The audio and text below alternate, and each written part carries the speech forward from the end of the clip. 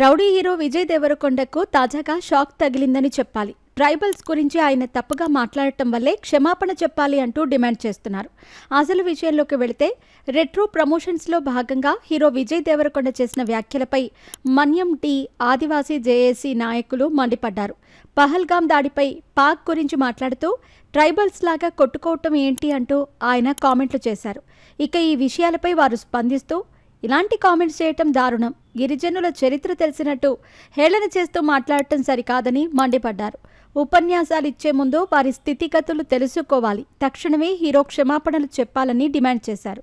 ప్రస్తుతం ఈ విషయాలు సోషల్ మీడియాలో వైరల్గా మారాయి. తాజాగా సూర్య హీరోగా నటించిన retro cinema pre release event ఘనంగా జరిగిన విషయం తెలిసిందే. ఈ కార్యక్రమానికి ముఖ్య అతిథిగా విజయ్ దేవరకొండ హాజరయ్యారు.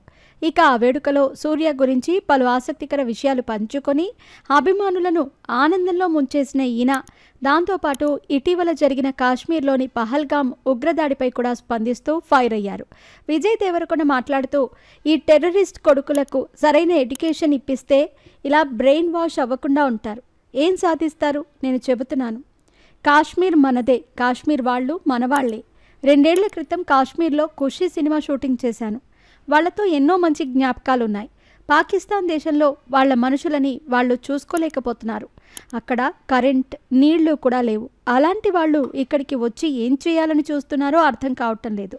పాకిస్తాన్ మీద ఇండియా అటాక్ చేయాల్సిన అవసరం లేదు. ఇది ఇలాగే కొనసాగితే అక్కడి ప్రజలే ప్రభుత్వం మీద విరక్తి కలిగి తిరగబడతారు. 500 సంవత్సరాల క్రితం ట్రైబల్స్ కొట్టుకున్నట్టు ఇలా బుద్ధి లేకుండా, కామన్ సెన్స్ లేకుండా ఇలాంటి పనులు చేస్తున్నారు.